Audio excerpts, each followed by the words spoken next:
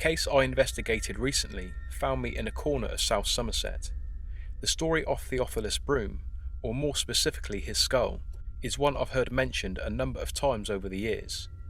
This is because I grew up a short distance from where the events which surround this story began to unfold almost 350 years ago. In the village of Chilton Canterlough stands the Church of St James. The tower here was built in the 15th century, and parts of the church are dated earlier than that. But in 1864 it was restored under the eye of architect Arthur Blomfield and Reverend Goodford, who was the church's pastor at the time. Reverend Goodford and his family also built part of Chilton Canterlough House, which later became Chilton Canterlough School and more recently the Park School. The building stands a short distance southwest of the church. In a crypt beneath this church lies the headless skeleton of Theophilus Broome. Originally from Warwickshire, Broome moved to Somerset either during or after the English Civil War. Some say that he was wounded in a battle between Roundheads and Cavaliers on Babylon Hill on the outskirts of nearby Yeovil, but found the strength to make the 7-mile journey to his sister's house in Chilton Canterlough before succumbing to his injuries. But the Battle of Babylon Hill, as it's known, took place in 1642, 28 years before Broome's death. This doesn't mean he wasn't involved in the battle, but it does favour the other version of the story, which says he fled his hometown due to the civil unrest and spent the rest of his years in the Somerset village. Either way, Broome died here at Higher Farm, then known as Higher Chilton Farm, on the 18th of August 1670. He was 69 years old. On his deathbed he made one request to his sister and her husband. He asked that they remove his head and keep it away from his body, above ground and within the walls of their home, which stands opposite the church. The reasons behind his last wishes are more acceptable once understood. Broome had been a royalist or cavalier during the English Civil War, but later converted to the Parliamentarians, also known as the Roundheads, after he became disillusioned by the monarchy because of the way they brutalised and humiliated their prisoners. Oliver Cromwell, a fellow Roundhead, had famously been put to rest at Westminster Abbey in 1658, only to be dug up by rival Cavaliers in 1661, taken to the famous Tyburn gallows, hung in chains and then beheaded for his opposition of the monarchy and his role in the beheading of King Charles I. Cromwell's head was then put on display at the end of a stake outside Westminster Hall. It's said that Theophilus Broome feared the Cavaliers would track him down and subject his body to the same treatment as Cromwell's, so therefore made the request for his head to be removed.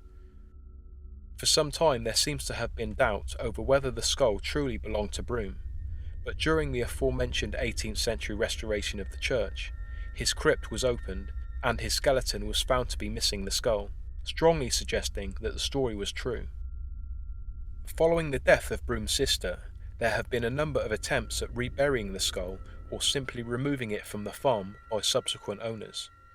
But according to John Collinson, who was the first person to put the story to paper in his 1791 book, The History and Antiquities of the County of Somerset, it made horrid noises, portentive of sad displeasure if removed. It was these noises that earned it the name the Screaming Skull.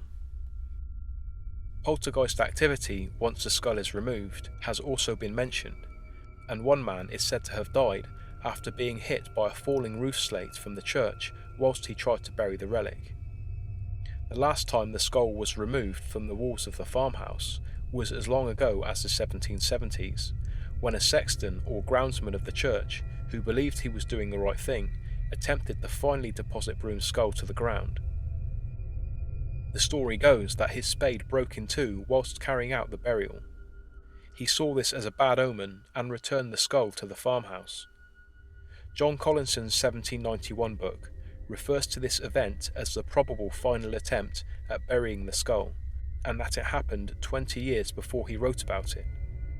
But interestingly, author Peter Underwood stated in 1985 that the sexton's attempted burial happened in the 1860s, 70 years or more after Collinson's book was published. Now far be it from me to question the great Peter Underwood, but the dates don't match. It could be possible that the authors were referring to two separate but uncannily similar events, or maybe accurate information just wasn't readily available in 1985. Underwood also wrote that since the last attempted burial, there have been occasions when the skull was mishandled or treated with disrespect. He wrote that in 1826, Higher Chiltern Farm underwent structural alterations, and the workmen took it in turns to drink their beer from Broom's skull.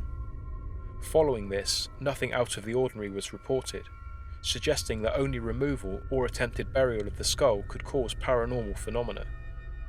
However, in 1977, two reporters entered the building and handled the skull, making jokes about it and questioning the authenticity of the legend. When the men set off to return to London, one of them was injured in a car crash, and the other was badly burned after dropping a lit match into the fold of his trouser leg. Underwood states that both men blame their misfortune on their foolishness for handling and mocking Broom's skull, but a more sinister version of events was given by author Richard Pidgley. He stated that the reporter involved in the road accident was actually killed. It's worth mentioning that Pidgley also said that he saw the grave of Broom in the churchyard before holding a séance with friends beside it. But Broom's remains lie beneath the church itself, and not within the grounds of the churchyard. So as with most stories of its kind, this one has various subplots which seem to have been added over the years, but unlike some other folklore tales and legends, the basic facts were well recorded, and for the most part are accepted as truth. One theory that occurred to me during the making of this video, assuming the stories of a screaming skull and unusual events are true, was that it may have been Broom's sister who was causing the strange activity whenever the skull was tampered with. She was, of course, the first keeper of her brother's skull, and may have desperately wanted to keep her promise to him. However, I will specify again that this is an entirely personal proposal, and not one I have heard anywhere else. To this day, Broom's head sits within a wall-mounted wooden cabinet at Higher Farm, opposite the church where the rest of his remains still lie. I was lucky enough to meet with the church's warden and owner of Higher Farm, Mr. Curtin. At 77 years of age, he has lived in the farmhouse since his birth, and has been the keeper of Theophilus Broom's skull for most of his life. Mr. Curtin let me into the church and showed me the location of Broom's crypt. Broom's headless remains lie beneath this spot, in this unkept northernmost corner of the building.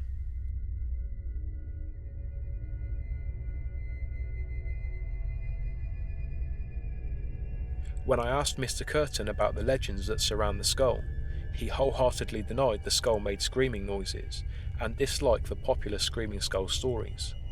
He also said that the story of the falling church roof slate having killed a man was not true. He did say, however, that he believed that the skull watched over himself and his wife, and admitted that there had been strange occurrences in the household whenever the skull was disturbed, but he wouldn't say any more than that. Interestingly, Peter Underwood quoted a Mrs. Curtin in his 1985 book Ghosts of Somerset, and according to his writings, she upheld the claim that all attempts at burying the skull resulted in the manifestation of horrible noises. Mr. Curtin and his wife were understandably reluctant to let me video inside their home, and told me they had been inundated with similar requests over the years, and were tired of would-be ghost hunters knocking on their door. However, they were kind enough to let me in to take one photograph. This is the skull of Theophilus Broom as it appears today.